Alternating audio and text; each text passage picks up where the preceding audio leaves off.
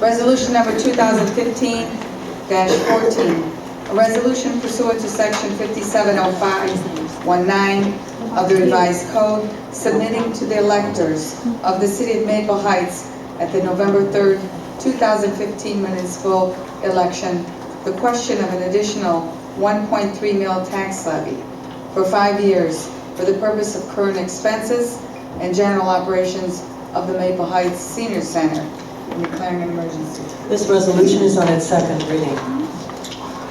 Resolution number 2015-17, a resolution authorizing the mayor to enter into a contract with the Cuyahoga County Department of Public Works for the resurfacing of Warrensville Center Road from just north of Rockside Road to the Interstate 480 South ramp. County ID number 1169 in the city of Maple Heights, and declaring an emergency. May I have a motion to suspend the rules and place this resolution on its third and final reading? So moved. Second. Thank you. Is there any discussion? Call the roll to suspend, please. Brownlee, Yes. Turjansky, Yes. Agee, Yes. Adams, Yes. Jones, Yes. Sefrati, Yes. Jackson. Yes. May I have a motion for adoption? So moved. Second. Is there any further discussion? Call the roll for adoption. Brownlee, Yes. Turjansky, Yes. Agee, Yes. Adams, Yes. Jones, Yes. Sefrati, Yes. Jackson. Yes. Passed by the vote 7-0. Resolution number 2015-18, a resolution setting the regular meetings of council during the months of June, July, and August, and declaring an emergency. May I have a motion to suspend the rules and place this resolution on its third and final reading? So moved. Second. Is there any discussion? Call the roll to suspend, please. Brownlee, No. Turjansky, Yes. Agee, Yes. Adams, Yes. Jones, Yes. Sefrati, Yes. Jackson. Yes. May I have a motion for adoption? So moved. Second. Any discussion? Madam Chair, Mr. Brownlee? thank you. It was said during the caucus that this is what we always do. It's what we've always done, as though that's a reason to do something. And that's about the only reason that's been brought forward, except for vacations. And our city, if I'm correct, is in fiscal We are. emergency. And there are a lot of questions from residents. They want to know what's going on, more than we've probably had in years. Especially now that it is an election year. I imagine there'll be even more interest as, you know, what is happening? How are things going? I think it would make sense to continue with the regular schedule of first and third Wednesdays. And if someone happens to be going on vacation, which is perfectly fine, then we'll continue on without that individual. There's no difficulty. Excuse me, could we ask for a little more respectful silence on that? We're agreeing. Well, I understand, but there's a feedback that's coming and it's difficult to hear. Thank you. So I would say, since there will be people who want to know, and last year folks came to meetings expecting there to be one and there wasn't, I would say let's continue, because we can have meetings without one or two individuals because they're on vacation. Let's just keep going with the way we have our meetings set up throughout the rest of the year, and let people expect to have meetings the first and the third Wednesday of every month, like we usually do. It'll help transparency, it'll help people feel better about the ability to be heard and to hear what's happening. Is there any discussion on this issue, please? I would like to add at the very beginning, we did announce that there is a rationale for having this meeting on the first of the month, first Wednesday of the month, and that is to make sure that we get the tax budget in a timely manner. That's due the middle of July, so we would be butting right up to that particular time.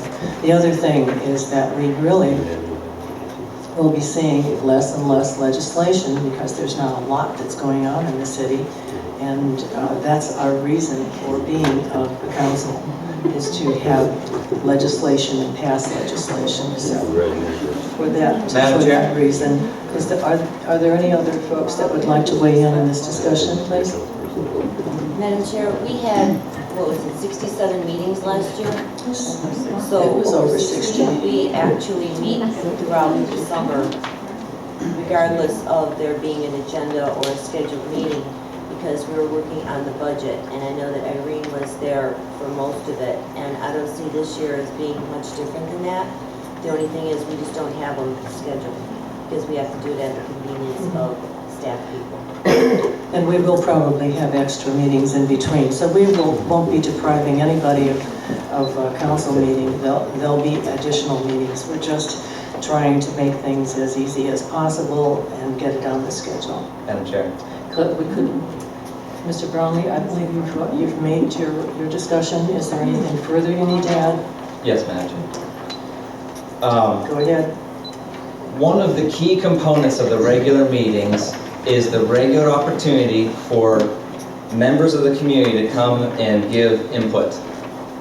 Last summer, people were not permitted to speak at special meetings. I wouldn't expect it to be any different this summer. There's no reason why someone should have to wait an entire month to come and make a comment before this body. 2 weeks is plenty long enough to wait if something happens and you want to express your opinion on something. So let's continue with twice a month. Let's ensure that not only are we sharing as much information as possible, but that we can also hear from the residents on a regular rhythm, hear from them, their concerns, and their input. Is there any other discussion? Madam President, Councilman Adams? we had a meeting, and it was a special meeting. You allowed a member of audience to talk. He's not here tonight. And I think at that time we had 6 residents, and you allowed them to talk. So I know if any resident that wants to get up at any meeting and asked us if you could speak, we would say yes.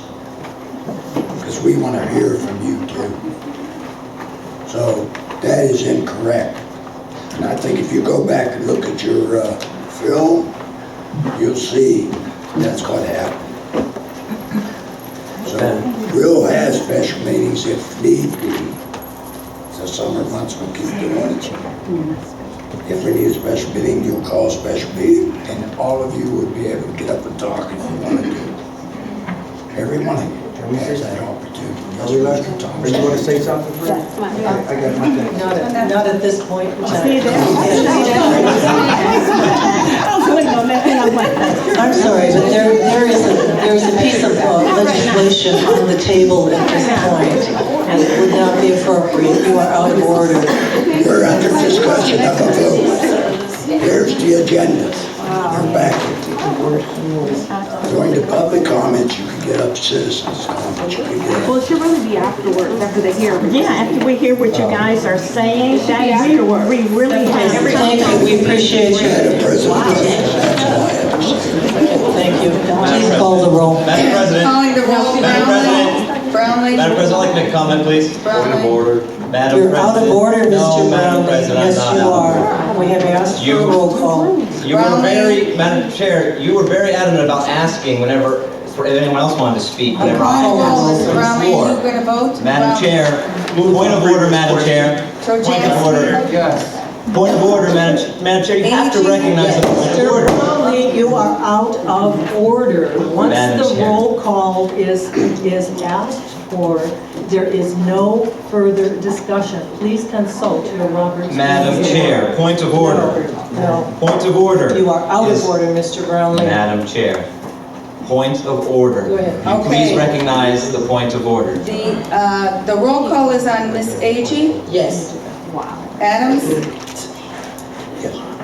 Jones, Yes. Separati, Jackson. The vote is 1, 2, 3, 4, 5 yes, 2 no, motion passed. Please turn to your expenditures over $1,000, 2015-29 through 33.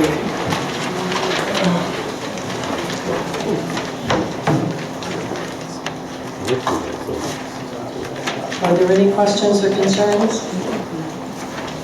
May I have a motion, please? So, Second. Would you call the roll? Brownlee, Yes. Turjansky, Yes. Agee, Yes. Adams, yes. Jones, Sephardi, Present. Jackson. Yes. Motion passed. Mayor's report, please. Have no report. Thank you. Council reports. Councilman Brownlee, District 5. Thank you, Madam Chair.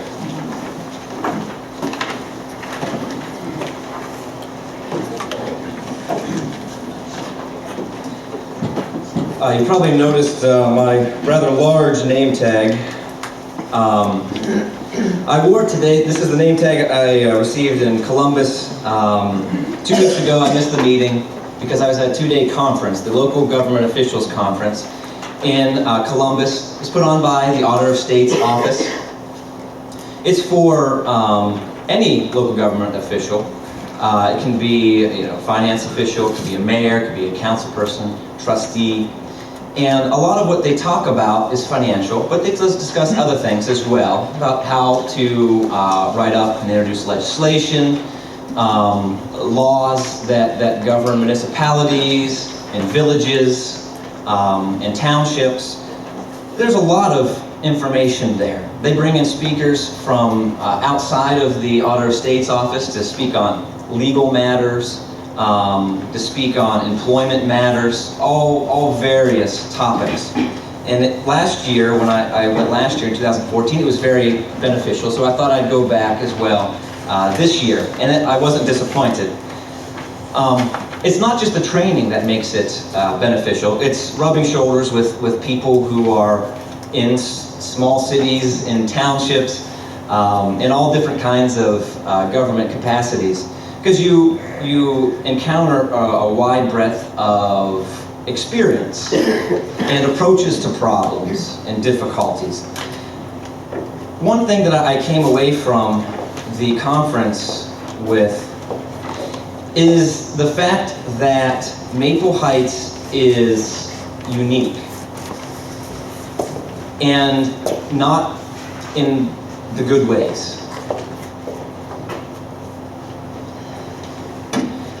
Maple Heights is unique in its disregard and unfamiliarity with the law and good practice. Madam Chairman, he's out of order. It's ridiculous. So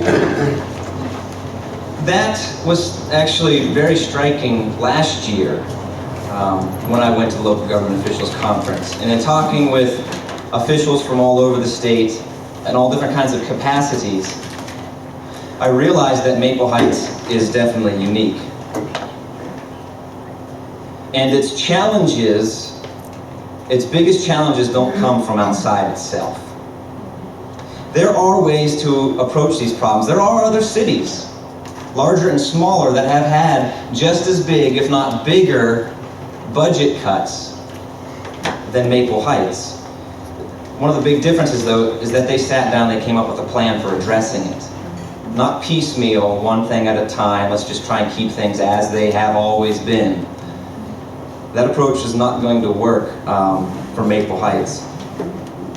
So it was a great experience. It was really insightful, met some really nice people, and so it was encouraging as well. The Senior Services Levy, it's coming up again, as you're well aware.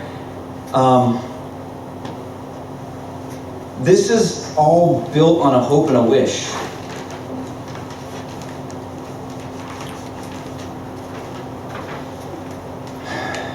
And that's hard to hear, but it is. It's built on a hope and a wish.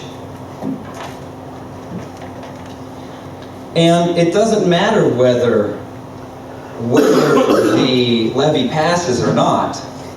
It really doesn't matter whether it passes or not. The senior center will be lucky to be here by the time the money arrives. We're building up false hopes and dreams. That's the reality of it. We all want to have all of the amenities we've always had in Maple Heights, just the way they always were. Everyone wants that, sure. But is that reality? Is that reality for Maple Heights? No, it's not. We cannot keep fighting for the status quo. We have to drastically change things. Here's one of the reasons why.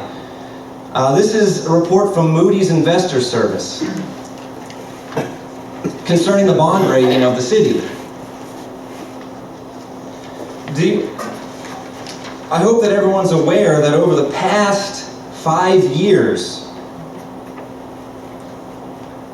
you could say less, the city has gone from an A rating down to a B rating. That's more than 4 drops. It depends on how you divide the categories. The city is now rated at junk status. Its bond rating is now junk. And the last time they dropped it, the last time they amended it, this is what they gave a report. It has some very useful information in it. And we're actually under review right now for lowering it again as a city. And this is why. It says, the city's recent failure to make timely payments on loans. Additionally, the rating incorporates the city's weak economic, tax base, and demographic fundamentals, which have continued to decline. Extremely narrow liquidity and reserves across all government funds, an average debt burden, and above average unfunded pension liabilities. These are very serious things, and they have nothing to do with the senior center. And they say, what could make the ratings go up? Sustained economic development leading to expansion and diversification of the tax base. They're saying you have to broaden your tax base, but you also have to diversify it. You can't just increase the taxes on the residents. You're going to have to diversify your tax base, bring in more businesses and different types of businesses. That's what might make it go up. Significant improvement in the general and governmental fund reserves. We're talking about scraping together another, $100,000 to try and keep something going. Is that going to help us with this, significantly improving our fund reserves? No, it's not. It's going to fight against that. The third thing that could make the rating go up is successful implementation of a feasible financial recovery plan. A plan. And of course, the things that would make it go down are pretty much the opposite. And it's very likely, because they're going to look at the 2014 financials once they're audited, that it'll go down, because the city's situation didn't improve in 14. We are in very serious, dire straits. This is way beyond the senior center. This is way beyond the senior center. If we keep the senior center, guess what? All these things are still going to happen. It's going to go down another notch. We'll be operating on the razor-thin fund balances. General practice states that at a minimum, you should have at least 2 months worth of your funds that it requires to run. You should have at least 2 months worth of that in reserve. We're lucky at times to have a week. And that's just the truth of it. For all of January, we paid like 4 bills. Why? Because there was no money. When money came in, we made like 24 payments all in one day because everyone was waiting for their money. City businesses that the city does business with, they're getting hounded.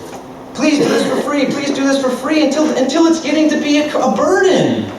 It's getting to be cumbersome. Mr. Brownlee, could you possibly get to a point in your report? So, concerning the senior center, it's just reality. The city is in dire straits. This is well beyond the senior center. If housing stock continues to decline, it ain't gonna matter whether the senior center stays open, because taxes will continue to go down. People will continue to leave, and that includes businesses. So there will be less diversification of the tax base. And the senior center might be open for a certain amount of time, but that's not gonna change the trajectory of Maple Heights. And it's just the way that it is. It has nothing to do with who's affected by it. It has everything to do with making changes commensurate with the challenges that are before us.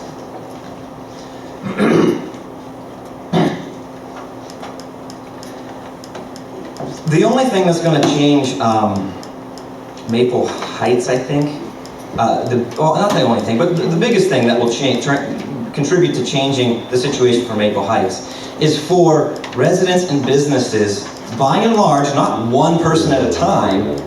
You can drag one person up here to say, wow, wonderful, thank you, you do a wonderful job. But you know who's standing behind that person? 10, 15, 20 people to say the opposite. And so, what we need is government that people can trust, or we need people to trust the government. Mr. Brownlee, would you please get to your point? This is not a podium for you to do your political... Madam Chair, come on now. Please. We would appreciate to move on. There are other folks that need to do a report. So, this is the I think the gravest challenge is the matter of trust. And the way you build that is by showing people that you're trustworthy, by showing that you're not going to demand as much as you can from them and squeeze them for all that they are, all that you can get. And so we need to change the way that we do business. More so than the way that what business is done, I think we need to change the way that we do it. And canceling council meetings through the summer is not the way to do it. Having no information on our website is not the way to do it. Having a code online that's 2 years outdated is not the way you do it. Springing things on people at the Planning and Zoning Commission until they cry, until the applicant cries, that's not the way you attract business to Maple Heights. So, we really need to stop looking for taxes from people and start looking to build trust with people. Not by frittering away or hiding away into the shadows the things we don't want them to hear, but by laying everything out before them. I know that everyone received in their mailbox, I was just there today and I saw it, this is a mailer from the Treasurer of Ohio.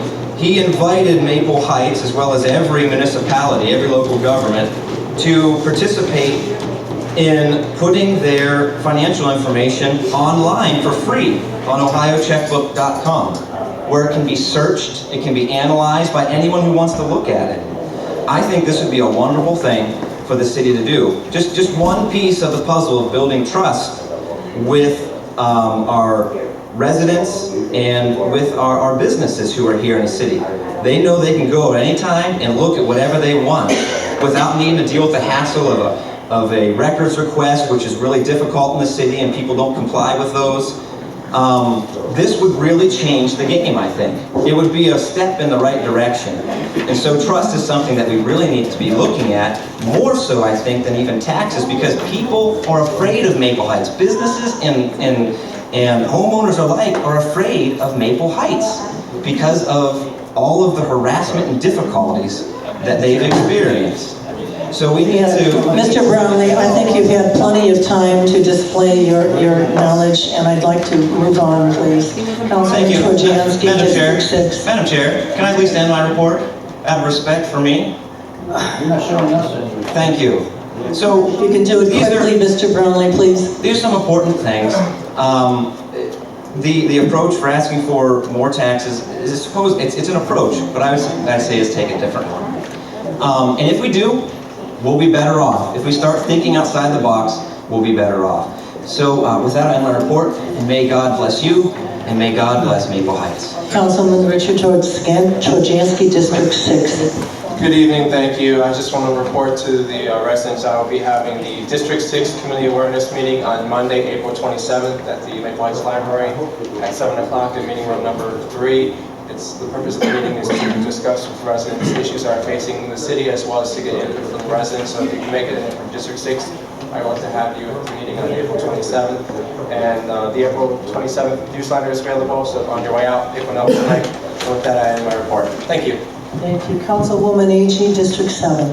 Good evening. District 7 Block Watch meeting will be held April the 22nd at the Maple Heights Library at 6:30 in room 3. Please plan to attend. End of report. Thank you.